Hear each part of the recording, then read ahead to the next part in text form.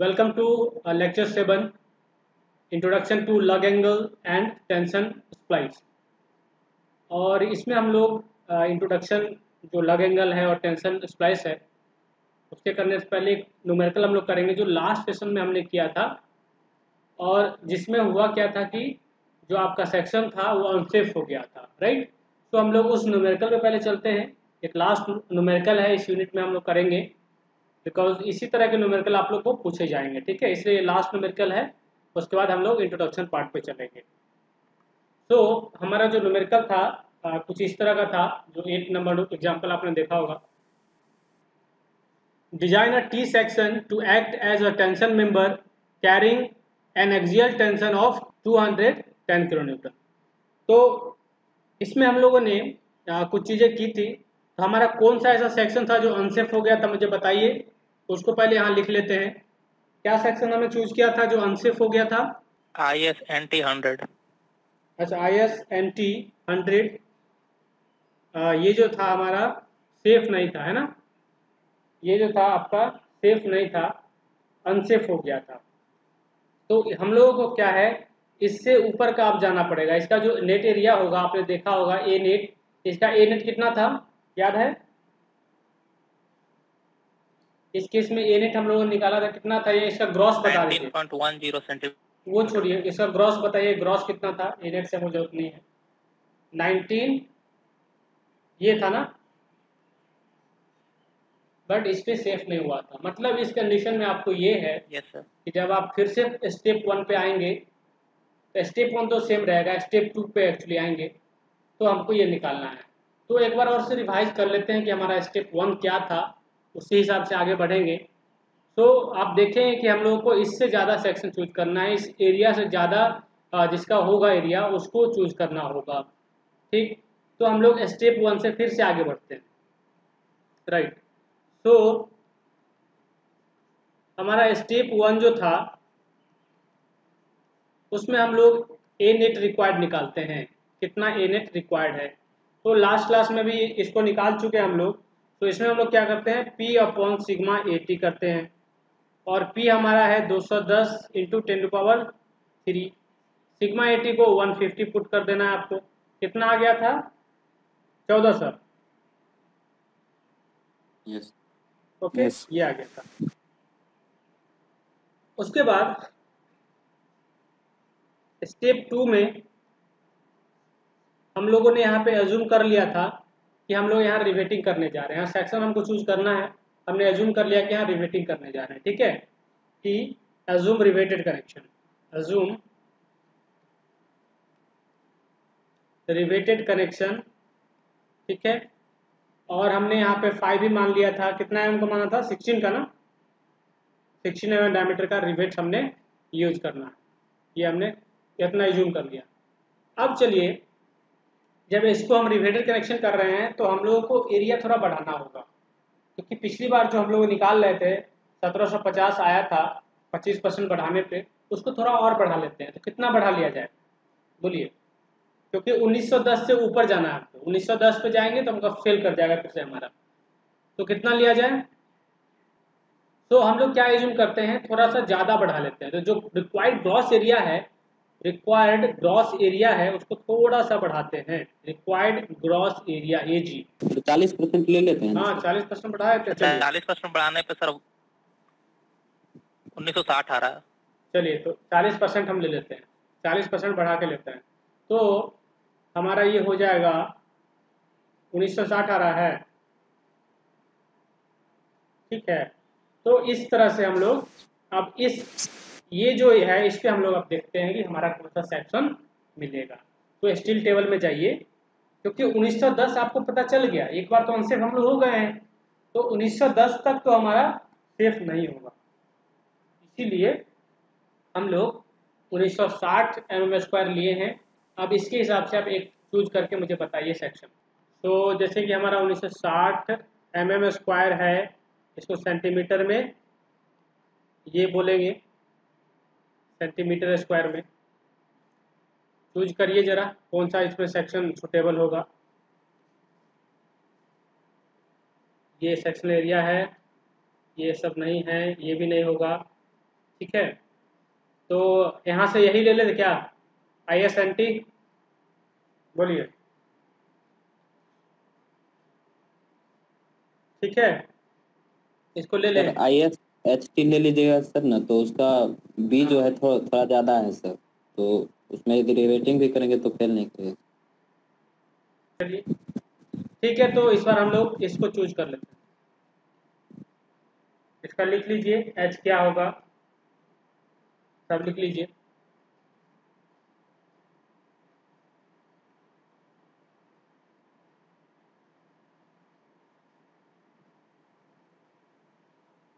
Copy में note कर लीजिए, ISHT 100 सेक्शन चूज कर रहे हैं हम लोग। इसका सेक्शनल एरिया 25.47 सेंटीमीटर स्क्वायर है। इसको mm में कन्वर्ट कर लेना है। बाकी यहाँ पे आपको mm में ही दिया हुआ है। H दिया है, depth of the section, width of the flange, thickness of flange, thickness of beam.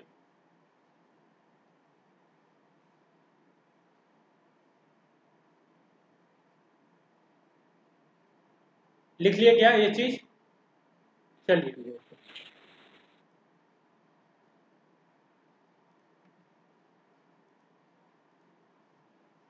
Okay, तो हमारे पास सेक्शन फिर आ गया है स्टेप 2 में ही हम लोग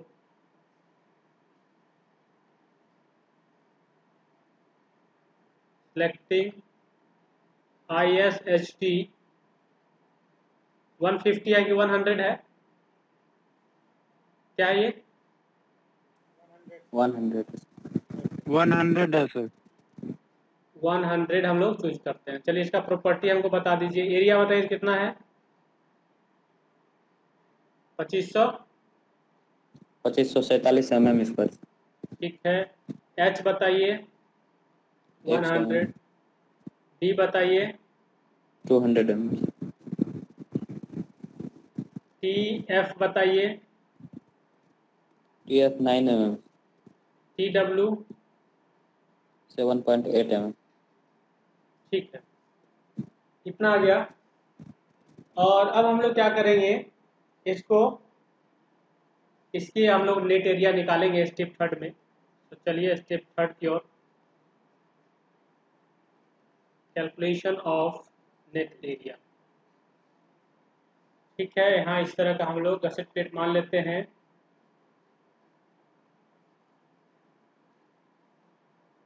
ये टी सेक्शन हो गया, ठीक है। यहाँ से यहाँ का हो गया बी, ये हो गया आपको H,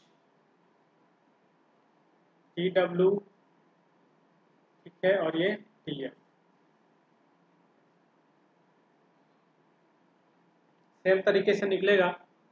तो A net is equal to A1 plus KA2, okay, और यहाँ K हो जाएगा 5A1 upon 5A2 A1 plus A2, ठीक। A1 हो जाएगा आपका B minus ND into TF।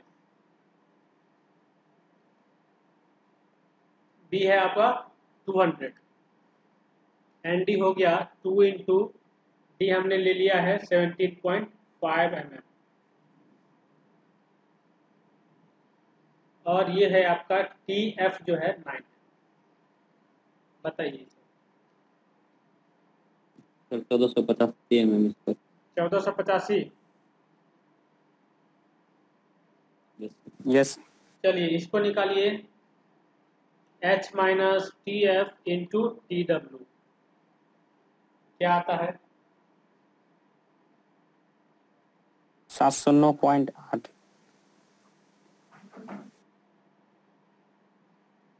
ठीक है, इसमें हो गया 100 माइनस TF इज 9, सबका आ रहा है 700, कितना है? ये तो 709.8। फिर से बोलो, यही है, सही है बोलो। सर। Okay, yes sir. चलिए अब निकालिए K, निकालिए तो K क्या आता है?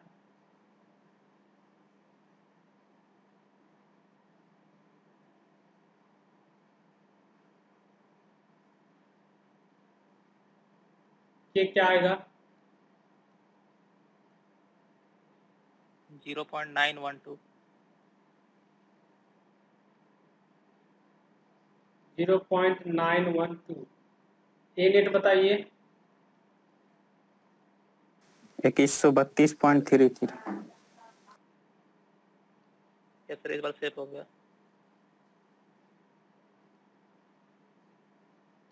कितना है? 2132। यस 0.33। ठीक है, तो ये कुछ आपका ए नेट निकल के। चलिए अब इसमें आप चलिए स्टेप नंबर 4 पे। स्टेप 4 हमारा कहता है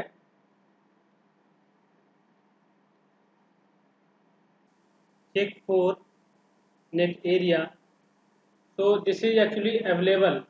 ये हमारा जो हम यूज कर रहे हैं अवेलेबल ए नेट है। तो अवेलेबल ए नेट जो है आपका, क्या ये ज़्यादा है? ये है आपका 2132, राइट। और कितना हमारा रिक्वायर्ड चाहिए था? 1400। 1400 mm²। तो 1400 से ये कहीं ज़्यादा है। ठीक है, 1960 चाहिए था सर, उसके बाद 1960 एक्चुअली ग्रॉस है ना। ये नेट की हम लोग बात कर रहे हैं, नेट एरिया चेक कर रहे हैं। तो 1960 में समझिए आपका जो है ना रिक्वायर्ड था, उसमें मतलब 40% बढ़ा के देख रहे थे। बट एक्चुअल सेक्शन हमने जो चूज किया उसका ग्रॉस एरिया ये है, और डिडक्शन के बाद इसका नेट एरिया ये आया है ना 2132। तो ये हमारा सेफ है, और इसको हम लोग अब एंड कनेक्शन का डिजाइन कर लेते हैं। ठीक, ओके। तो इसमें देखिए यही है, प्रैक्टिस करना पड़ेगा। आप एक ही बार में ये नहीं कह सकते कि हम सेफ हो जाएंगे। तो इसीलिए जब एग्जाम में क्या करेंगे आप लोग, थोड़ा सा एज लेके चलेंगे या थोड़ा ज़्यादा लेके चलेंगे ताकि सेफ रहे हमारा। और यहाँ पे हमारा कोई लेंथ नहीं दिया, इसलिए हम लोग को स्लेंडरनेस रेशियो चेक करने की आवश्यकता नहीं पड़ेगी। और in most of the cases आप देखेंगे स्लेंडरनेस रेशियो जो मैक्सिमम है वो बहुत ज़्यादा है, वहाँ तक पहुँचेगा ही नहीं। ठीक है, तो फेल नहीं करेगा हमारा उसके कारण। तो चलिए अब आगे बढ़ते हैं और एंड कनेक्शन का डिजाइन करते हैं। जो रिवेटिंग आप कर रहे हैं उसका डिजाइन करते हैं। गोइंग टू 6 स्टेप जो है उसको हम लोग लेके आते हैं, एंड कनेक्शन का डिजाइन करते हैं। ठीक, यहाँ तक हो गया? लिख लिया आपने? लिख लिया आप लोगों ने? Yes sir. ठीक यस है। सर। Yes sir. तो नेक्स्ट स्टेप हमारा 5वां स्टेप जो है वो तो होगा नहीं, तो इसको हम लोग डिजाइन कर लेते हैं एंड कनेक्शन का। Design of and connection. चलिए डिजाइन करिए। तो हम लोग यहाँ पे रिवेट का यूज कर रहे हैं। तो हम लोग मान लिया जाए कौन सा रिवेट यूज करें, बोलिए किस तरह का रिवेट? Power driven. चलिए तो क्या मान लिया जाए? इसका टॉप वीएफ बता दीजिए हमको, सिग्मा पीएफ बता दीजिए कितना लिया जाए? टॉप ये 100 एमपीएस 100 और 300 निकालेंगे। 100 और ये 300। 300। चलिए और बताइए। हम लोग को पीएस निकालना पड़ेगा, निकाल के देखिए कितना आता है पीएस, क्योंकि ये सिंगल शेयर का केस होगा। ठीक, इसलिए डबल करने की आवश्यकता नहीं पड़ेगी।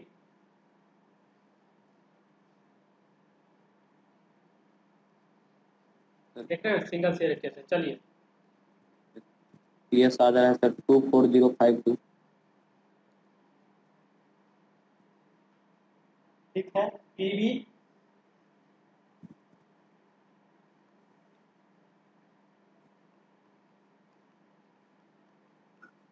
स्क्वायर इंटू 100, दिस इज इतना कुछ आएगा आपको। सर और है इसमें सर 24052.82। 24052.82। ठीक है ना? पीवी निकालिए। यस टी भी निकालिए, सिग्मा टी, और यहाँ टी की जगह क्या पुट कीजिएगा, जो इसका फ्लैंज है, इसी को ना कनेक्ट कर रहे हैं, मी तो इसको पुट करिएगा। तो टी एफ कितना था, 9 था, इस Yes. सेक्शन का टी एफ 9 था क्या, ठीक है, तो 9 पुट कीजिएगा। यस सर ठीक है,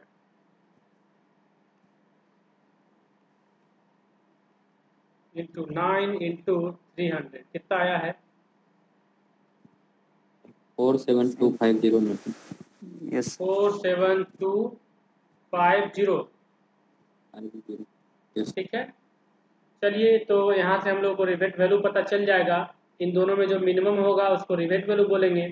तो आर भी बताइए क्या कौन सा हो जाएगा, 24052.82 न्यूटन, ये आपका आर भी हो गया। और जब आर भी हो गया तो नंबर ऑफ रिवेट्स बताइए कितना होगा, number of rivet required is equal to, load कितना था 210, 210 किलो न्यूटन। चलिए पुट करके निकालिए कितना आता है,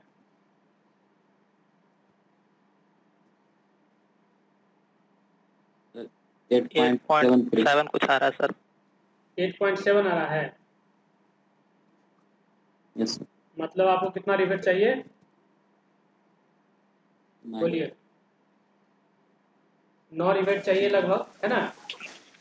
तो यहाँ पे देखिए हम लोग को 9 रिवेट चाहिए, तो जैसे कि यहाँ पे आप रिवेट लगाइएगा तो आप अपने हिसाब से देख लेंगे कि कितना रिवेट लगेगा। ऐसे कि 2 रो में चाहिए, दोनों रो में सिमेट्रिकल लगाएंगे तो हमको इक्वल करना चाहिए ना, है ना। 4.5 तो नहीं लगा पाएंगे, या एक तरफ 5 एक तरफ 4 लगाएंगे तो भी अनबैलेंस हो जाएगा, ठीक। इसीलिए हम लोग इक्वल मान के चलते हैं। तो इसके आगे जाके जो सम है 10 मान लेते हैं, है ना, 10 लेना पड़ेगा, नहीं तो 12 लेना पड़ेगा, समझ रहे हैं ये बात, ठीक।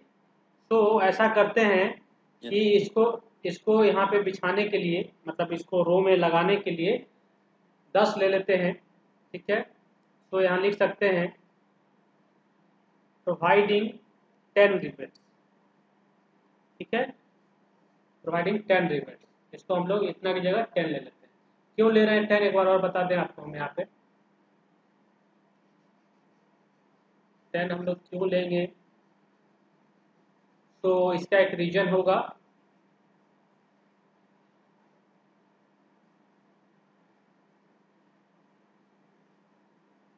ठीक है। तो देखिए अब मानिए इसको हम लोग को यहाँ पे लगाना है, ये कुछ हमारा चैनल सेक्शन है, सॉरी टी सेक्शन है, इस तरह से इसका हमको दिखेगा कुछ। तो मान लीजिए अब लगाएंगे, जब करेक्शन करेंगे इस तरह से, तो यहाँ पे हम लोग को थोड़ा सा ध्यान देना होगा कि हम इक्वल बिठाएं, राइट, दोनों तरफ से इक्वल कुछ करें। तो अगर 9 लेंगे तो इक्वल नहीं हो पाएगा ना, एक तरफ 5 एक तरफ 4 करेंगे, तो इसी को हटाने के लिए हम उसको सम संख्या लेते हैं, ठीक है, इवन संख्या लेते हैं, 10 ले लेते हैं, और इस तरह से इसको हम लोग बिठाएंगे, ठीक। इसीलिए प्रोवाइडिंग 10 रिवेट्स, और यहाँ पे बोथ साइड में, दोनों साइड में 5-5 रिवेट हम लोग प्रोवाइड कर देते हैं। तो यहाँ लिख सकते हैं कि 5 इन ईच रो, ये भी लिख सकते हैं। पिच बताइए, पिच कितना लिया जाए, मिनिमम पिच आपको इसका पता है मिनिमम कि, हो जाएगा मिनिमम पिच बताइए कितना 2.5 होगा, उसे आप देख लेते हैं। 2.5 इंटू डी, सॉरी 5 ना, होता है। 5, यस तो 2.5 इंटू 16 कितना आ जाएगा, 40 40 एम। यस 40 एम आएगा, लेकिन हमको 40 से ज़्यादा लेना है, ठीक है। तो 40 मतलब आप 50 ले लीजिए, ठीक है, 45 ले लीजिए, वो सब ले सकते हैं। उसके बाद हम चलिए यहाँ पे पिच एज्यूम कर लेते हैं, तो टेबल पिच एक मान लेते हैं कि 50 हम ले लेते हैं, ठीक है, 50 हम लोग पिच प्रोवाइड करते हैं। यहाँ लिख दीजिएगा कि providing 50 mm pitch centre bye centre. उसके बाद एक और होगा, एज डिस्टेंस की बात होगी, एज डिस्टेंस कितना लिया जाए। तो मिनिमम एज डिस्टेंस क्या लेते हैं बताइए, सर 1.5 इंटू डी। ठीक है, क्योंकि पावर ड्रिवन है ना। Yes sir. 1.5 इंटू डी कितना आ जाएगा? 26.25। 26.25। ठीक है, तो मिनिमम एज कितना 30 प्रोवाइड कर दे क्या? एज मान लेते हैं क्या? ठीक है, एज्यूमिंग या प्रोवाइडिंग एज डिस्टेंस 30 mm। ठीक है, तो ये 30 हो गया, ये 50 हो गया, और बाकी 5 लिमिट इधर 5 लिमिट इधर, बस इस तरह से आप इसको दिखा दीजिएगा। ठीक है, क्लियर है क्या? Yes yes yes sir. Sir. ठीक है, तो इसको पूरे अच्छे से फिगर में दिखा देना है कि ये पिच कितना है, ये कितना है, ये कितना है। ठीक है, 50 इधर हो जाएगा 30, 50 ये 50। ओके, तो यही सब क्वेश्चन आपको बोर्ड में आएंगे तो देख लेंगे। ओके, तो अब हम लोग आते हैं introduction to lug angle and tension splice की बात करते हैं। ठीक है, लग एंगल क्या है, टेंशन स्प्लाइस क्या है, और दोनों को हम लोग क्यों यूज करते हैं। ठीक है, तो लग एंगल की अगर बात करें तो lug angle is a small piece of angle used to connect outstand legs of the members to the gusset plate। Right, ये आप गसेट प्लेट देख रहे होंगे, ये एक एंगल मेंबर है। ठीक है, एक टेंशन मेंबर है जो कि कनेक्टेड है, तो this length is connected. Right, ये जो लेग जो है उसका वो कनेक्टेड है, और ये जो देख रहे हैं आप ये वाला लेग जो होता है इसको हम लोग बोल रहे हैं आउटस्टैंडिंग लेग। ठीक है, आउटस्टैंडिंग लेग, ये जो है अनकनेक्टेड है। ठीक है, और यहाँ पे एक बात पहले बताया था आपको कि जब भी हम लोग देखते हैं कि यहाँ पे लोड लग रहा है, फोर्स लग रहा है, तो हम लोग इतना एज्यूम करके चलते हैं कि इस पे जो है जो स्ट्रेस का डिस्ट्रीब्यूशन है वो क्या है, यूनिफॉर्म है। यूनिफॉर्म कहने का मतलब क्या होता है? यूनिफॉर्म कहने का मतलब क्या होगा कि जहां पे भी जाइएगा आपको उतना ही स्ट्रेस मिल रहा है ना, हर जगह पे, यहाँ से लेके इस सेक्शन से लेके यहाँ तक जहां भी जा रहे हैं हमको एक ही तरह का स्ट्रेस मिल रहा है। यही तो यूनिफॉर्म स्ट्रेस हुआ, है ना। लेकिन एक समस्या आती है जब भी हम लोग सिंगल लेग को कनेक्ट करते हैं। ठीक है, ये सिंगल एंगल के केस में ज़्यादातर आपको देखने को मिलेगा, लेकिन जहाँ डबल एंगल होता है, जहाँ पे सिमेट्रिसिटी होती है, वहाँ पे शियर लगी इफेक्ट जो है नहीं दिखता है, वहाँ पे आपको यूनिफॉर्म स्ट्रेस हम लोग का जनरेट कर पाते हैं बिकॉज ऑफ सिमेट्रिसिटी, लोड के सिमेट्रिसिटी के कारण और सेक्शन के सिमेट्रिसिटी के कारण। But in case of single angle जहाँ पे गसेट प्लेट से हमारा एक एंगल कनेक्ट है और एक लेग जो है आउटस्टैंड होता है, ये चीज तो समझिए कि जहाँ पे आपको कनेक्शन है यहीं पे ज़्यादा दिक्कत है। ठीक है, यहाँ पे कनेक्शन है वहीं पे ज़्यादा दिक्कत आती है, क्योंकि यहाँ पे हमारा डायरेक्शन है, यहाँ पे हमारा रिवेट है, यहाँ पे हमारा और अलग जो भी कनेक्शन आप करते हैं वो है। तो ये जो है आपका लग एंगल प्रोवाइड करने का जो पर्पस है कि हमारा नॉन यूनिफॉर्म स्ट्रेस जनरेट ना हो, और वही non uniform stress is actually shear lag. Shear lag यहाँ पे किसको बोल रहे हैं? जो नॉन यूनिफॉर्म स्ट्रेस डेवलप होता है।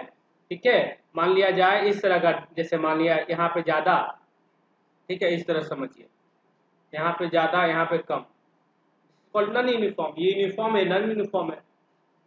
ठीक है, तो इस तरह का जो आपका स्ट्रेस डिस्ट्रीब्यूशन आता है उसको हम लोग हटाने के लिए कि ऐसा ना हो, हम लोग पूरा सेक्शन का यूज कर लें। यहाँ पे कुछ पार्ट ये देखेंगे कि आउटस्टैंडिंग लेग जो है इस लेग में कोई शियर ही नहीं आ रहा है, जहाँ पे कनेक्शन है वहाँ पे शियर ही नहीं है, शियर आई मीन स्ट्रेस ही नहीं है। ठीक है, यहाँ पे नो स्ट्रेस, इसको लिखना चाहिए मुझे, नो स्ट्रेस। कुछ कुछ ऐसा रीजन आएगा जहाँ पे कोई स्ट्रेस ही नहीं होगा, लेकिन हम लोग क्या मान के चल रहे हैं कि हमारा जो भी सेक्शन हमने यूज किया, जो भी टेंशन मेंबर हमने यूज किया, सब पे लोड जो है इक्वली डिस्ट्रीब्यूटेड हो रहा है। ये बात हम लोग एज्यूम करके चलते हैं। तो ये चीज कभी कभी दिक्कतें आती हैं कि हमारा नॉन यूनिफॉर्म स्ट्रेस डेवलप हो जाता है और कुछ कुछ part of the structure tension member हमारा इनइफेक्टिव हो जाता है, मतलब उसमें कोई स्ट्रेस आता ही नहीं। ठीक है, तो जहाँ पे भी नॉन यूनिफॉर्म स्ट्रेस डिस्ट्रीब्यूशन होता है, ठीक है, यही नॉन यूनिफॉर्म स्ट्रेस जो है इसको हम लोग बोलते हैं शियर लैग, राइट। और इसके इफेक्ट को हम लोग बोलते हैं शियर लैग इफेक्ट। तो शियर लैग इफेक्ट से होता क्या होगा, ठीक है, शियर लैग इफेक्ट से हमको दिक्कत क्या है, ठीक है, तो इसकी हम लोग चर्चा करेंगे आगे चल के। अभी तो एक लाइन और यहाँ देख लेते हैं। The purpose of lug angle is to reduce the length of connection to the gusset plate and to reduce shear lag effect। और लग एंगल से हमको क्या फायदा होगा, ये जो लेंथ ऑफ कनेक्शन है, दैट इज जो गसेट प्लेट का मटेरियल जो समझ पा रहे होंगे, यहाँ से लेके जो यहाँ तक का लेंथ देख रहे हैं, इसको ये रिड्यूस करेगा, कम कर सकता है। मतलब यहाँ हमने लग एंगल एक यूज कर लिया और स्टैंडिंग लेग पे हमने एक लग एंगल छोटा सा यहाँ कनेक्ट कर देंगे ऐसे, और इसको कनेक्ट कर लेंगे, इसको कनेक्ट कर लेंगे, तो ये होगा कि हमारा लेंथ भी घटेगा, ये कनेक्शन का लेंथ भी थोड़ा घटेगा, और शियर लेग इफेक्ट को भी ये घटाएगा, रिड्यूस कर देगा। मतलब ये लेग भी आपका क्या करेगा, स्ट्रेस लेगा। ठीक है, यहाँ पे आपका कनेक्शन है। So this is a problem generally occurs at connection portion, जहाँ कनेक्शन होता है वहीं पे ये समस्या आती है, और उसी को तो आपको डिजाइन करना है ना। चलिए, तो इस चीज को हम लोग और अच्छे से अभी देखेंगे। तो देखिए, ये जो है आप एक लग एंगल यहाँ कनेक्टेड देख रहे होंगे, एक लग एंगल यहाँ कनेक्टेड देख रहे हैं, छोटा सा ये पोर्शन जो दिख रहा है यहाँ से लेके यहाँ तक, इसको हम स्मॉल एल बोल देते हैं, और ये जो है आपका कंप्लीट, इसको कैपिटल एल बोलते हैं जो कनेक्शन का लेंथ है। तो ये छोटा सा एक एंगल सेक्शन है जो कनेक्ट कर दिया गया है। इसका अगर क्रॉस सेक्शन अगर हम बनाएंगे तो ये हमें कुछ इस तरह का दिखेगा, एक छोटा सा ऐसा एंगल दिखेगा, है ना, छोटा सा ऐसा एंगल दिखेगा, और एक बड़ा सा एंगल दिखेगा ना नीचे, एक बड़ा सा एक एंगल यहाँ दिखेगा, ये पोर्शन। तो ये तो कनेक्टेड है, यहाँ से कनेक्ट है, लेकिन ये पोर्शन जो है इससे अब कनेक्ट होगा, यहाँ से ये कनेक्ट हो जाएगा। तो ये क्या है, एक इंटरवल पे भी दिया जाता है, मतलब बहुत लंबा सेक्शन हमारा है, एक यहाँ दे रहे हैं, देख थोड़ा दूर के बाद दे रहे हैं, थोड़ा दूर के बाद दे रहे हैं, तो ऐसा भी कर सकते हैं। लेकिन जनरली आप देखेंगे कि हमारा शियर लैग इफेक्ट जो है, नॉन यूनिफॉर्म स्ट्रेस का जो रीजन है वो आपका यही क्लोज टू आपका जो कनेक्शन है वहीं पे आता है। तो इसलिए जनरली अगर यहाँ प्रोवाइड करेंगे तो ये हमारे लिए बेनिफिशियल होगा, राइट। तो ये काम हम लोग करेंगे। चलते हैं और चीज़ों को देखते हैं कि लग एंगल को और कैसे लगा सकते हैं। तो एक और एग्जांपल है यहाँ पे, ये देख लीजिए, ठीक है, यहाँ पे एक चैनल सेक्शन देख रहे होंगे। तो चैनल सेक्शन के केस में भी क्या होता है कि हमारा ये जो पोर्शन है आउट स्टैंड रहता है, राइट। ये पोर्शन तो कनेक्टेड रहता है, ये पोर्शन तो कनेक्टेड रहता है, लेकिन ये जो पोर्शन दोनों देख रहे हैं ये आउटस्टैंडिंग लेग है, और जो आउटस्टैंडिंग लेग है इसके कारण हमारा ज़्यादातर दिक्कत आता है, राइट। और हालांकि यहाँ देखिएगा सिंगल, जब भी हम लोग सिंगल सेक्शन की बात कर रहे हैं, सिंगल एंगल, सिंगल चैनल, वहाँ पे ज़्यादा दिक्कत आता है। अब यही बात हम अब डबल एंगल की बात अगर करें, मान लिया जाए हमने इस तरह से लगा दिया है, डबल एंगल की बात करें तो होता क्या है डबल एंगल के केस में, यहाँ पे सिमेट्रिसिटी ज़्यादा है ना, यहाँ पे सिमेट्रिसिटी है, कनेक्शन कर रहे हैं आप तो सिमेट्रिकल कनेक्शन करेंगे, यहाँ पे सारा लोड जो होगा सेंटर पे आएगा, सारा लोड सब कनेक्शन का लोड जो है सेंटर पे आएगा, है ना। जैसे आप वेल्डिंग करते थे, कैसे निकालते थे हम लोग, वेल्डिंग करते थे कैसे हम लोग ध्यान रखते थे कि नहीं हमारा x1 x2 जो है इस तरह से निकले कि सारा हमारा जो लोड है वो कहाँ आए, सेंटर पे आए, सेंटर ऑफ ग्रेविटी पे आए, सीजी पे आए। तो वो हम लोग ट्राई करते हैं कि हमेशा ये सेंट्रोइडल एक्सिस जो है उस पे हमारा लोड आए और उसी पे हमारा जो स्ट्रेंथ है टेंशन मेंबर का वो आए, और दोनों क्या हो जाएगा, एक दूसरे को बैलेंस कर ले। उस तरह की हमारी थिंकिंग है कि उस तरह से हमारा सेक्शन ये हो। तो ये जो है इसमें समझिए कि शियर लेग कम आएगा ड्यू टू सिमेट्रिसिटी, ठीक है। लेकिन यहाँ अगर हम बात करें तो इसमें कनेक्शन का सिमेट्रिसिटी अगर आप देखिएगा तो सिमेट्रिसिटी नहीं है, मतलब गसेट प्लेट के एक पार्ट में हमारा एंगल कनेक्टेड है लेकिन दूसरे पार्ट में नहीं है। तो इस केस में क्या है, जब सिंगल एंगल की बात करते हैं तो वहां पे आउटस्टैंडिंग एंगल दिक्कत करता है ना। यहाँ पे नॉन यूनिफॉर्म स्ट्रेस जनरेट होना स्वाभाविक है कि यहाँ होगा, ठीक है, यहाँ हो जाता। इन केस में आपको ऐसा कुछ दिखेगा नहीं, शियर लैग इसमें आपको कम दिखेगा, राइट, वो चीजें हैं। तो हम लोगों को जनरली जहां भी हम लोग सिंगल चैनल सिंगल एंगल की बात कर रहे हैं वहां पे लग एंगल की आवश्यकता हमको पड़ेगी। तो देखिए यहाँ पे लग एंगल लगाया गया है इस पोर्शन को कनेक्ट करने के लिए, इतना दूर में लग एंगल लगाया गया, मतलब इसके ऊपर छोटा सा एंगल है ना, इस तरह से कनेक्ट किया गया, इसके ऊपर एक छोटा सा ऐसा एंगल कनेक्ट कर दिया गया, ठीक है, ये इस तरह से ऐसा ऐसा कनेक्शन यहाँ कर दिया गया, ये बात है। तो दिस इज कॉल्ड लग एंगल। इसी का हमारा जो पर्पस है कि हमारा शियर लेग को घटाएगा, लेंथ ऑफ जो कनेक्शन है वो घटाएगा, तो ये चीजें हैं। चलिए एक बार और देखते हैं, थोड़ा सा शियर लेग को और समझते हैं। एक ग्राफिकली रिप्रेजेंटेशन यहाँ है, देखिए। तो शियर लेग की अगर हम बात करें तो शियर लेग हम जब भी बोल रहे हैं समझिए हम लोग क्या बात कर रहे हैं कि नॉन यूनिफॉर्म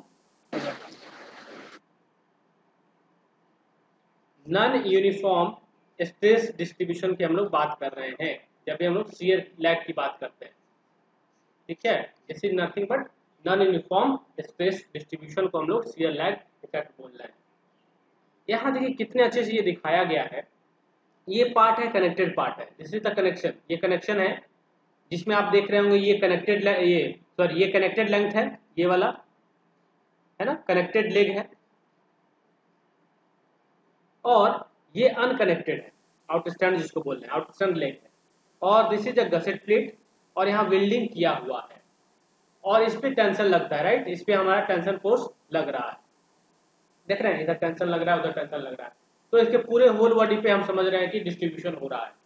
बट जैसे ही हम लोग क्लोज टू कनेक्शन आ रहे हैं, यहाँ पे डिस्ट्रीब्यूशन जरा देखिए, इस पार्ट को हम आपको देखने को, इस पार्ट को देखिए, इस पार्ट में हमारा डिस्ट्रीब्यूशन किस तरह का है, तो इस पार्ट में आप कुछ पाएंगे कि ऐसा कुछ दिख रहा है, देख रहे हैं, ऐसा कुछ हमारा डिस्ट्रीब्यूशन दिख रहा है। तो this is non uniform distribution, और ये क्यों आया, because of this outstanding leg, क्योंकि ये लेग जो है कनेक्टेड नहीं है, और इस लेग में जो है देखिएगा कि यहाँ पे स्ट्रेस भी नहीं है, जैसे ये पोर्शन की हम बात करें, यहाँ पे कोई स्ट्रेस है क्या, कुछ दिख रहा है, कितना कम है, मतलब नो नहीं बोले, जीरो नहीं बोलेंगे, लेकिन स्ट्रेस कम है, बहुत कम स्ट्रेस है यहाँ पे। और फिर धीरे धीरे देखिए कि यहाँ पे स्ट्रेस, ये जो है रीजन जो दिख पा रहे होंगे यहाँ पे, ये हाई स्ट्रेस का रीजन दिख रहा होगा, ठीक है।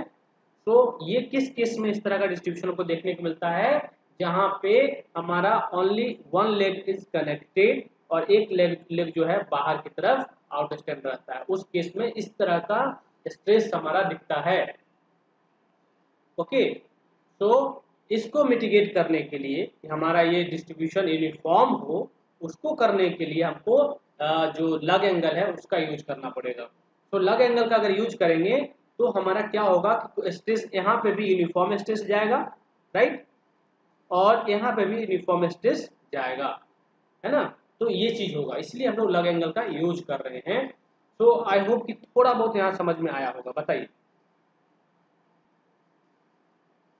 आ गया सर समझ में।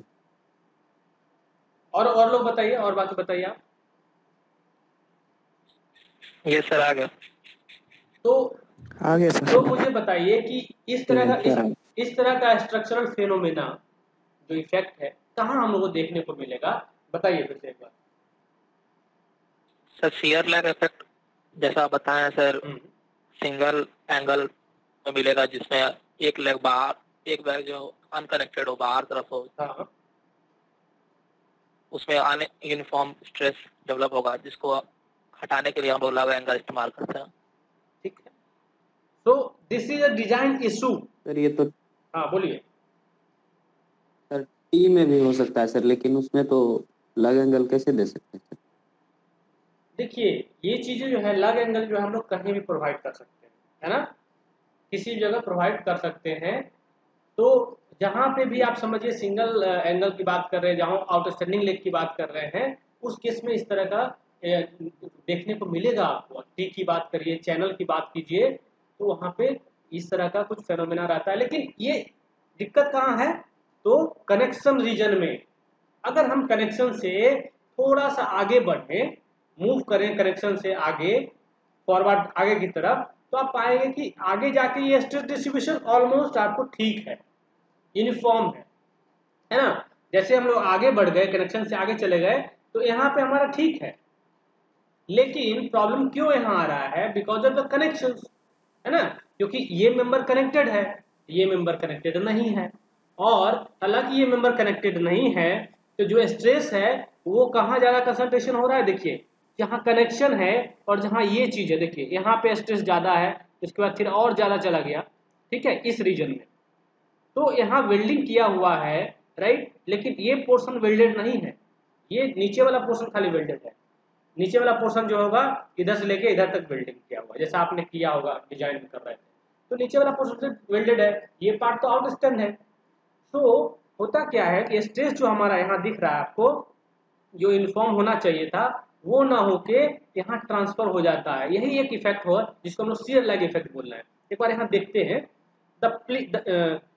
यहाँ देखिए, the in plane shear deformation effect by which, shear lag मतलब अगर डेफिनेशन बोलिएगा तो shear lag is the in plane shear deformation effect by which concentrated forces tangentially to the surface of a plate gets distributed over the entire section perpendicular to the load over a finite length of the plate along the direction of load।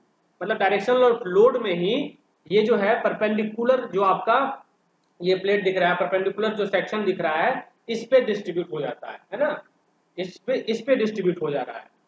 तो इस कारण से देखिएगा यहाँ पे जो distribution है वो भी नॉन यूनिफॉर्म डिस्ट्रीब्यूशन हो गया, और यहाँ पे भी देखिए यूनिफॉर्म यहाँ नहीं है, यहाँ पे भी नॉन यूनिफॉर्म हो गया है। तो ये जो है दिक्कत करता है हमारा टेंशन मेंबर को, राइट। तो ये चीज नहीं होनी चाहिए थी जो हो रही है, इसलिए इसको हम लोग को काउंटरैक्ट करने के लिए, सही करने के लिए हम लोग को लग एंगल का जरूरत पड़ेगा या किसी और तरह के सपोर्ट सिस्टम की जरूरत पड़ेगी। तो लग एंगल एक्चुअली सपोर्ट कर रहा है हमारा आउटस्टैंडिंग लेग को, और जिसके कारण हमारा पूरा स्ट्रक्चर फिर से क्या हो जा रहा है, इफेक्टिव बन जा रहा है। और यहाँ जो अगर लगा देंगे एक लग एंगल तो समझिए ये पोर्शन जो है कनेक्ट हो जाएगा, और कनेक्ट होने के बाद हमारा यहाँ पे यूनिफॉर्म डिस्ट्रीब्यूशन ऑलमोस्ट मान लेंगे कि यूनिफॉर्म डिस्ट्रीब्यूशन आएगा। मतलब इस तरह से तो नहीं रहेगा ना, समझ गए, ठीक है। आगे बढ़े क्या, एक बात और पूछना था। हाँ बोलिए सर, पूछना था कि जैसे हम लग एंगल कनेक्ट कर रहे हैं सर, तो उसमें यदि रिवेटिंग करते हैं तो सर प्लेट में एक्स्ट्रा होल करना पड़ेगा सर, तो वो थोड़ा मतलब स्ट्रेंथ को जो है इफेक्ट करेगा सर। अरे हम लोग थोड़ा सा जब बढ़ा ही रहे हैं, जितना होना चाहिए उससे बढ़ा ही रहे हैं ना कनेक्शन को, है ना, बढ़ाए कि नहीं, जो स्ट्रेंथ था इसका, जो एफिशिएंसी था वो तो इंक्रीज ही ना करेगा, डिक्रीज करेगा, है ना, बढ़ेगा, ठीक है सर। लेकिन डिजाइन में अभी तक हम लोग इसको कंसीडर कहाँ किए लग एंगल को? नहीं, लग एंगल का डिजाइन आपको नहीं पढ़ना है, you just need to introduction part, यहाँ इंट्रोडक्शन हमको समझना है बस, और कुछ नहीं है। एक डेफिनेशन लिखने के लिए एग्जाम में आएगा, आप लिख दीजिएगा शियर इफेक्ट का, आप शियर लैग इफेक्ट का एक दो लाइन लिख दीजिएगा, हो गया। तो इस चीज़ के बारे में पढ़ना है तो आप लोग बुक में जाइए, ठीक है, डिटेल लेवल पे जाइएगा तो ये सब चीज़ आएगा, पढ़िएगा, ठीक है। तो ये पार्ट है, ठीक है। इसका डिजाइन आप लोग अभी नहीं पढ़ना है, बट इसका डिजाइन भी सेम होता है, लाइक टेंशन मेंबर, इसमें भी कितना रिवेट लगाएंगे नहीं लगाएंगे वो देखेंगे, वही डिजाइन करेंगे। तो इसका डिजाइन थोड़ा बहुत डिफरेंट होगा, क्योंकि अगर हम लोग as per the IS standard code के हिसाब से जाएं तो कितना % आपको लोड लेना है लग एंगल के लिए, बस उतना ले लीजिए और उस लोड के ऊपर डिजाइन कर दीजिए। तो ये आपको एज पर द कोड में जाके भी देख सकते हैं, या और भी इसके डिटेल अगर जानना है तो और अच्छे बुक वगैरह हैं उसमें जाके देख लीजिए, ठीक है।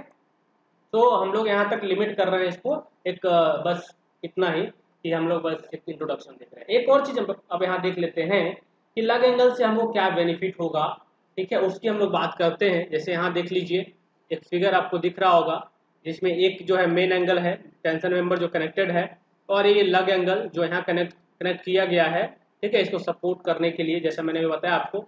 तो कहा जा रहा है if lug angle is used, then the unconnected length of main angle behave like a connected leg, और ये भी आपका कनेक्टेड लेग की तरह बिहेव करने लगेगा। ये तो ऑलरेडी कनेक्टेड है और ये आउटस्टैंडिंग था, लेकिन लग एंगल यूज करेंगे तो कनेक्टेड लेग की तरह बिहेव करेगा और ये भी स्ट्रेस लेगा। And entire cross section area of the angle become effective in resisting tension, और हमारा टेंशन मेंबर को टेंशन रेजिस्ट कराना है ना। तो अगर यूनिफॉर्मली पूरे एरिया में हमारा टेंशन आ रहा है तो वो ज़्यादा अच्छा है, राइट। तो यूनिफॉर्म डिस्ट्रीब्यूशन हो जाता है जब लग एंगल का यूज कर रहे हैं। So if lug angle is use then efficiency of the tension member increases because it reduces shear lag effect. So यहाँ पे 3 बेनिफिट आपको मिला। तो एक चीज आपको दिख रहा होगा कि एफिशिएंसी बढ़ गया, है ना, efficiency of the member, tension member, एक ये इंक्रीज कर जाएगा, राइट। एक आपने देखा कि जो लेंथ ऑफ कनेक्शन है, लेंथ ऑफ कनेक्शन ये क्या कर जाएगा, रिड्यूस करेगा, घटेगा, है ना, लेंथ ऑफ कनेक्शन। उसके बाद जो शियर लैग इफेक्ट है वो क्या होगा, रिड्यूस होगा। 3 चीज को आप ऐसे करके लिख सकते हैं। मतलब ये सब पॉइंट्स है, सब याद रहेगा आपके माइंड में, आप इसको लिखिएगा तो ये आराम से आधा पेज 1 पेज आप लिख पाएंगे लग एंगल के बारे में। क्लियर है क्या यहाँ तक? बोलिए। Yes sir. Yes sir. Yes sir. ठीक है। So this is just small part, introduction part है, इसके हम लोग जस्ट इंट्रोडक्शन कर रहे हैं। हम इसके डिजाइन में नहीं जा रहे हैं, क्योंकि डिजाइन में जाएंगे तो हम लोग को फिर से इसका स्पेसिफिकेशन पढ़ना पड़ेगा, कितना इसमें स्ट्रेस लेना है वो देखना पड़ेगा, ठीक है, और इसमें क्या मिनिमम हम लोग वेट यूज करेंगे, कितना ये करेंगे वो सब देखना पड़ेगा, है ना। तो ये सब चीजें अभी आने लगेंगे, तो हम उस पार्ट पे नहीं जा रहे हैं। We are just introducing to this lug angle क्या है, स्प्लाइस क्या है। चलिए आगे बढ़ते हैं और स्प्लाइस की ओर चलते हैं कि टेंशन स्प्लाइस किसको बोलते हैं। ठीक है, टर्म नया है बट देखिएगा वो सेम ही चीज है, आप ऑलरेडी जानते हैं उसको। चलिए अब हम लोग टेंशन स्प्लाइस की बात करते हैं। तो टेंशन स्प्लाइस की अगर बात करें तो ये कुछ ज़्यादा नया चीज़ नहीं है, बट दिस इज जस्ट एक कवर प्लेट की तरह बोलिए। आपने बट ज्वाइंट देखा होगा, वहाँ पे जो कवर प्लेट हम लोग यूज करते थे, ठीक है, 2 मेंबर ऐसा हम लोग कनेक्ट कर रहे थे, इस तरह से हम लोग कनेक्ट कर रहे थे 2 मेंबर को, तो हम लोग यहाँ पे स्प्लाइसिंग कर रहे थे। This is called splicing. जब 2 प्लेट के बीच में हम लोग, ये मेन प्लेट है उसके ऊपर से हम लोग 2 प्लेट लगा रहे हैं, छोटा छोटा पतला सा थिकनेस का। तो दिस कवर प्लेट्स, ये जो आप देख रहे हैं इसी को हम लोग बोले हैं स्प्लाइसिंग। ये स्प्लाइस है, ये स्प्लाइस है। अब इसी को बट ज्वाइंट पे हम लोग बोले थे कवर प्लेट, लेकिन जैसे ही ये लोग कनेक्शन में जब आएगा, जब मानिए दो आपको एंगल सेक्शन है, 2 आपको आई सेक्शन है, ठीक है, 2 आई सेक्शन को कनेक्ट कर रहे हैं हम लोग, ठीक है, इस तरह का कुछ आई सेक्शन है, 2 आई सेक्शन को कनेक्ट कर रहे हैं, तो आप देखेंगे कि इसके ऊपर भी छोटा सा एक स्प्लाइस लगा रहे हैं। कभी कभी देखेंगे कि वेव में भी स्प्लाइस लगा रहे हैं। तो डिपेंडिंग अपॉन ओरिएंटेशन इसका नाम भी चेंज कर जाएगा, बट समझिए इतना ही कि यही चीज को हम लोग, यही जो कवर प्लेट लगा रहे हैं, इसी को हम लोग टर्म कर रहे हैं स्प्लाइसिंग। स्प्लाइसिंग इसको बोलते हैं, ठीक है। और डिपेंडिंग अपॉन कि हम लोग इसको कहाँ लगा रहे हैं, प्लेस ऑफ यूज, इसका हम लोग नामकरण करेंगे अलग अलग। अब हम लोग मान लीजिए फ्लेंज में इसको ऐड कर रहे हैं, स्प्लाइस लगा रहे हैं, टेंशन स्प्लाइस, छोटा छोटा प्लेट लगा रहे हैं, ठीक है, ये प्लेट ही है ना, छोटा छोटा प्लेट। जैसे लग एंगल की बात करें तो छोटा सा लग एंगल, टेंशन स्प्लाइस की बात कर रहे हैं तो छोटा छोटा प्लेट, ठीक है, छोटा डायमेंशन का प्लेट।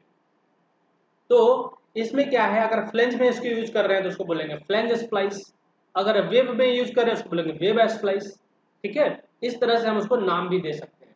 तो यहाँ देखिए एक डेफिनेशन है, यूनिवर्सल डेफिनेशन नहीं है।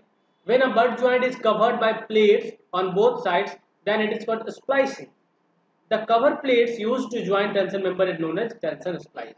तो ये बट ज्वाइंट के हम लोग एक सिंपल सा केस की हम बात कर रहे थे और डेफिनेशन हमने लिया कि बट ज्वाइंट के केस में जो कवर प्लेट यूज कर रहे हैं दोनों साइड से, उसको हम लोग स्प्लाइसिंग बोल रहे हैं। और जो कवर प्लेट जिससे हम लोग टेंशन मेंबर को ज्वाइन कर रहे हैं, मतलब जो स्प्लाइस ऊपर यूज कर रहे हैं, प्लेट्स यूज कर रहे हैं, उसको हम लोग टेंशन स्प्लाइस बोल रहे हैं, राइट। तो इसका जरूरत क्यों पड़ता है, तो इसका जरूरत क्यों पड़ रहा है, देखिए, तो when the size of tension members changes at different length, एक तो ये हो जाएगा अनइक्वल थिकनेस का अगर हमारा होगा, वहां भी हमको टेंशन स्प्लाइस का यूज करना पड़ेगा। When the length of section available is less than required, और जहां पे लेंथ ऑफ सेक्शन जो है आपको लेस है, कम है और ज्यादा चाहिए, वहां पे भी इसका यूज कर सकते हैं। तो एक केस ये भी बन सकता है, जैसे मान लीजिए एक प्लेस यहाँ पे 12 mm थिकनेस का है और एक हमारा 8 mm का है, तो इतना जो है ये बच जाएगा, राइट। तो यहाँ पे भी हम लोग जब कनेक्शन करेंगे तो यहाँ पे एक और चीज आएगा, पैकेजिंग। यहाँ पे एक और चीज आएगा, यहाँ पे जो आएगा पैकेजिंग, पैकेजिंग करना पड़ेगा, मतलब पैकेजिंग मटेरियल यहाँ यूज करना पड़ेगा, छोटा सा प्लेट और यूज करना पड़ेगा, उसके बाद स्प्लाइस यूज करना पड़ेगा, ये टेंशन स्प्लाइस यूज करना होगा, राइट। तो इसका भी जो डिजाइन है आप पाएंगे कि हम लोग प्लेट की तरह ही करते हैं, जैसे टेंशन मेंबर की बात कर रहे थे, टेंशन जो प्लेट्स की यूज करते हैं उसको करते थे, उसी तरह से इसका भी डिजाइन करते हैं। बट हम लोग डिजाइन पोर्शन पे नहीं जा रहे हैं, डिजाइन पोर्शन पे हम लोग वो हमको नहीं पढ़ना है, बस इंट्रोडक्शन करना है, राइट। चलिए, तो इसको मैं दिखाता हूँ आपका और क्या क्या टेंशन स्प्लाइस हो सकते हैं अलग अलग। तो ये देख लीजिए, दिस इज आई सेक्शन, एक दिख रहा होगा, दो आई सेक्शन को कनेक्ट किया गया है, देख रहे हैं यहाँ पे कनेक्ट हुआ है, दिखाई दे रहा होगा आई थिंक, ये जो देखिए यहाँ से कनेक्शन हुआ है ना, ये पार्ट। तो ये जो है कनेक्ट किया गया है और इसको कनेक्ट करने के लिए ऊपर में देखिए स्प्लाइस यूज किया गया है, इसको हम लोग बोलेंगे फ्लैंज स्प्लाइस बोलेंगे, ठीक है। इसको हम लोग फ्लैंज स्प्लाइस बोल सकते हैं, इसको हम लोग वेव स्प्लाइस बोल सकते हैं। तो these are all tension splice. इसका हम लोग बस एक कह दीजिए कि छोटा छोटा प्लेट से जो यूज कर रहे हैं, राइट, वही है। समझ में आई चीज टेंशन स्प्लाइस का? Yes sir. और देखिए इसका एग्जांपल अगर देखना है तो एक यहाँ देख सकते हैं बीम स्प्लाइस, जैसे अभी आपने कहा कि कहीं अलग यूज करेंगे तो उसका नाम अलग हो जाएगा, तो बिल्कुल हो जाएगा। बीम स्प्लाइस, कॉलम स्प्लाइस, दिख रहा है ना, देख पा रहे हैं, जैसे कॉलम स्प्लाइस, कॉलम में यूज हुआ है, छोटा छोटा आपको दिख रहा होगा। ये हो गया आपको बीम स्प्लाइस, बीम में यूज कर रहे हैं इसलिए बीम स्प्लाइस बोल रहे हैं, ठीक है। तो ये चीजें हैं और इसका फिर डिजाइन का बात करें। चलिए, तो ये इंट्रोडक्शन पार्ट आप लोगों को समझ में आ गया, बताइए आप लोग लिख पाएंगे एग्जाम में? Yes sir, yes. तो इस पे एक आप छोटा सा एक असाइनमेंट कर लीजिएगा इन दोनों के ऊपर, और एक दो पेज में आपको, एक में लग एंगल का लिखना है, एक में टेंशन स्प्लाइस का लिखना है, 2 पेज में करके आप इसको तैयार करेंगे, ठीक है। दिस इज एन असाइनमेंट, एक असाइनमेंट रखिए, होमवर्क रखिए, 2 पेज, सिर्फ 2 पेज लिखना है, जिसमें एक लिखना है आपको लग एंगल के बारे में, और मैं एक चीज और बता दूं कि शियर लैग इफेक्ट का जरूर मेंशन करना है आपको, शियर लैग इफेक्ट, ये भी मान लीजिए पूछा जा सकता है कभी कभी, चलिए नहीं है सिलेबस में बट आ सकता है मे बी, तो शियर लैग इफेक्ट को लिखना है। और टेंशन स्प्लाइस के एक पेज में लिखना है आपको, टेंशन स्प्लाइस के बारे में ये लिखिएगा, उसका डेफिनेशन लिखिए, डिफाइन करिए अपने तरीके से पढ़ के, ठीक है। मैंने बताया उसके अलावा आप करेंगे, ठीक है, 1-2 फिगर बना सकते हैं उसमें आप, और उसका पर्पस लिखिएगा कि क्यों यूज कर रहे हैं, ठीक है। जैसे आप अलग एंगल की बात कर रहे हैं, उसका पर्पस क्या था, तो 2-3 चीज मैंने बताया आपको कि लेंथ ऑफ कनेक्शन घट जाएगा, शियर लैग इफेक्ट रिड्यूस हो जाएगा, एफिशिएंसी ऑफ जॉइंट बढ़ जाएगा। टेंशन स्प्लाइस की बात करें, 2 मेंबर को कनेक्ट करने के लिए हम स्प्लाइसिंग का यूज कर रहे हैं। उसके बाद हम लोग स्प्लाइसिंग का यूज करने से ये भी है कि इसका एफिशिएंसी बढ़ेगा, ये भी चीज है। मतलब मानिए 2 प्लेट को आप डायरेक्टली वेल्डिंग कर दीजिएगा, ठीक है, और जब हम लोग स्प्लाइसिंग कभी कर रहे हैं तो स्प्लाइसिंग करने से क्या होगा, और थोड़ा सा उसका स्ट्रेंथ बढ़ेगा ही ना। वेल्डिंग कर रहे हैं उसके साथ साथ स्प्लाइसिंग भी कर रहे हैं, प्लेट्स का भी यूज कर रहे हैं, एडिशनल प्लेट्स का यूज कर रहे हैं, तो क्रॉस सेक्शन एरिया बढ़ा, और जैसे क्रॉस सेक्शन एरिया बढ़ेगा स्ट्रेंथ बढ़ेगा, समझ रहे हैं ना, क्योंकि हमारा स्ट्रेंथ का डायरेक्ट रिलेशन है। जो स्ट्रेंथ होता है ये अगर देखेंगे तो ये एरिया इंटू सिग्मा 80, तो इस पे डिपेंड ज्यादा करता है ना, कांस्टेंट है ये तो आपका, ठीक है, एक मटेरियल के लिए कांस्टेंट है। तो P is directly proportional to A net, A net जितना होगा उतना P होगा, ठीक है, स्ट्रेंथ होगा, ये चीज। तो ये टेंशन स्प्लाइसिंग में ये चीजें हैं, तो दोनों के बारे में आप लोग लिखिए और इसको अपलोड करिएगा, ठीक है। चलिए, तो इस क्लास में हम लोग इतना ही करेंगे, और इन कमिंग सेशंस हम लोग अब कंप्रेसर मेंबर के बारे में पढ़ेंगे और कॉलम के बारे में पढ़ेंगे, उसका डिजाइन करेंगे, ठीक है। So that would be 4th unit, और ये हमारा यूनिट 3rd था जो आज खत्म हो रहा है, राइट।